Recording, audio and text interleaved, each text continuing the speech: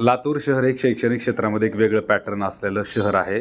महाराष्ट्रासह संपूर्ण देशभरामध्ये लातूरचं नाव या शिक्षणामुळं चांगलंच गाजलेलं आहे. दरवर्षी किंवा प्रत्येक वेळोवेळी लातूर शहरामध्ये शिक्षणाचे नवे नवे प्रयोग केले जातात, नवे नवे पॅटर्न इथं राबवले जातात.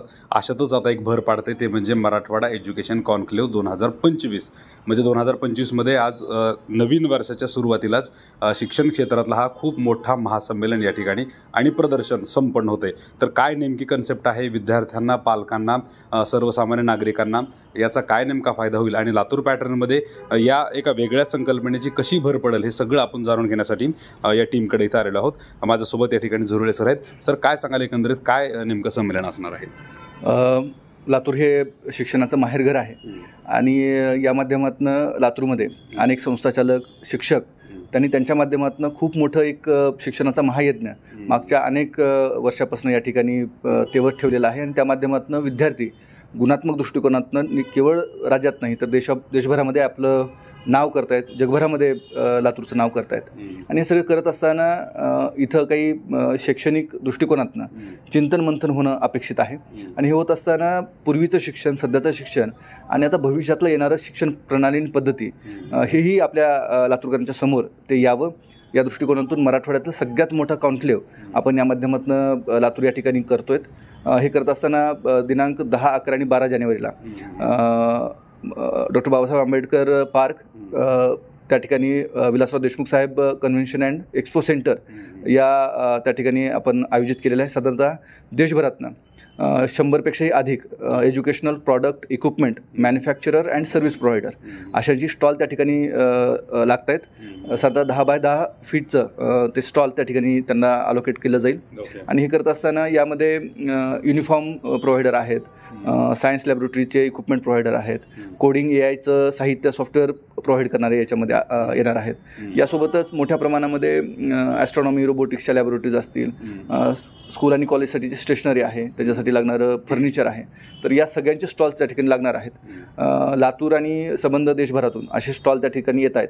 आणखीन पण त्या स्टॉलची आता अधिकृत आपण नोंदणी करायला सुरुवात केलेली आहे. ज्यांना या कॉन्क्लेव्हमध्ये स्टॉल लावायचा आहे तर त्यांनीसुद्धा आमच्याशी संपर्क करू शकतात. आम्ही आमचे नंबर्स या ठिकाणी शेअर केलेले आहेत. आणि हे करत असताना यामध्येच 3 दिवस काही चर्चासत्रही होणार आहेत. वेगवेगळ्या विषयावरती त्या ठिकाणी प्रकाश टाकला जाणार आहे.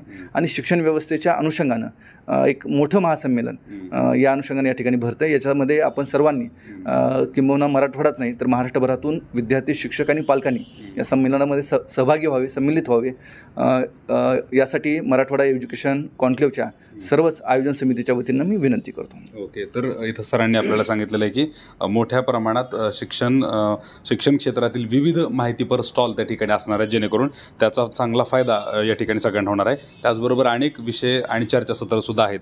आपल्यासोबत या ठिकाणी सौताडकर सर आहेत. तर सर, काय सांगाल, कशा पद्धतीचे विषय त्या ठिकाणी चर्चेले जाणार आहेत? आणि मी असं पण ऐकले की त्या ठिकाणी काही मुलाखती पण होणार आहेत. तर एकंदरीत या सगळ्या संदर्भात काय सांगाल?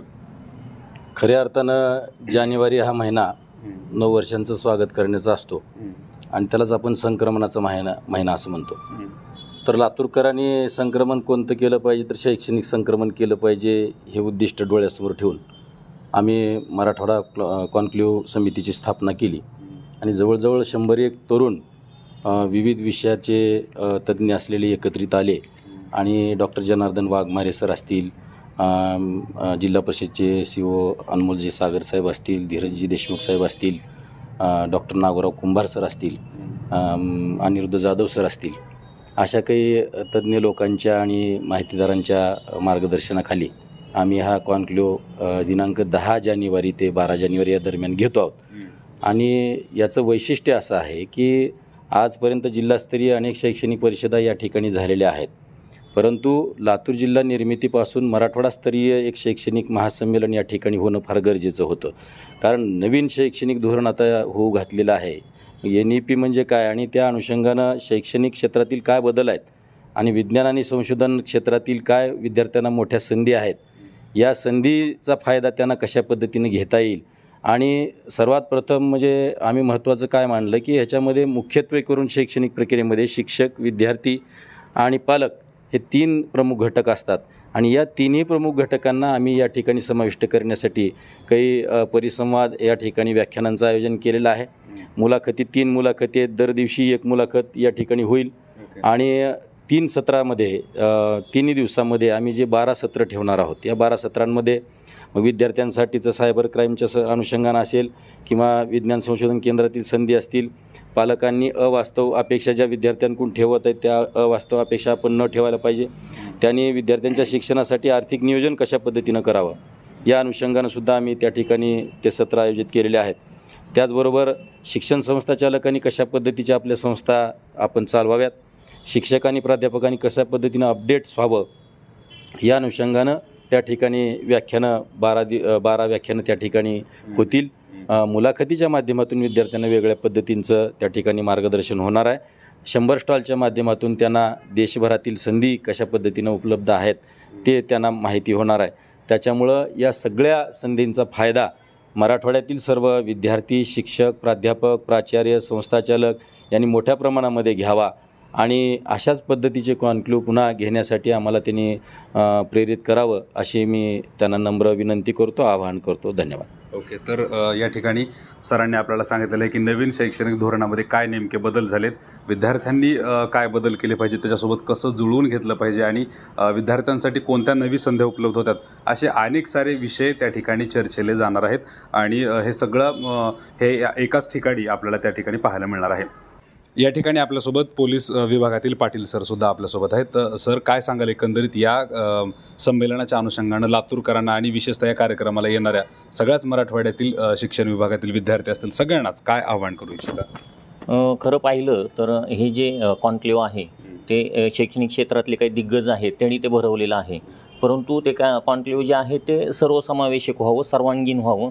त्याच्यामध्ये जे काही विद्यार्थ्यांना आपण सायबर क्राईम असेल, मोबाईल वापर असेल, पोक्सो कायदा असेल या संदर्भात देखील माहिती मिळावी हा त्यांचा त्यामागचा उद्देश आहे.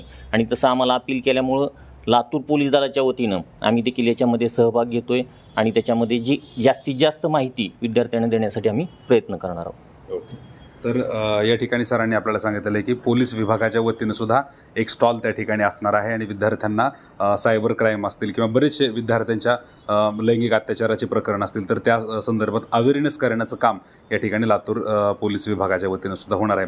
खरं म्हणजे लातूर क्षेत्रातील या शिक्षण क्षेत्रातील असेल किंवा प्रशासनाच्या क्षेत्रातील असेल अशा अनेक साऱ्या मान्यवरांनी एकत्रित येऊन या कॉन्क्लेव्हचं आयोजन केलेलं आहे. याचा निश्चितच फायदा लातूरच्या विद्यार्थ्यांना, लातूरकरांना आणि या लातूर पॅटर्नमध्ये एक नवीन भर घालण्यासाठी नक्कीच होईल असा विश्वास इथं हे सगळ्या आयोजकांच्या वतीनं सांगण्यात येतोय. तुम्ही पाहताय महाराष्ट्र जीवन न्यूजचे विशेष अपडेट.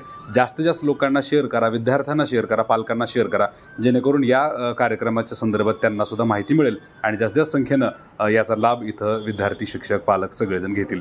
धन्यवाद.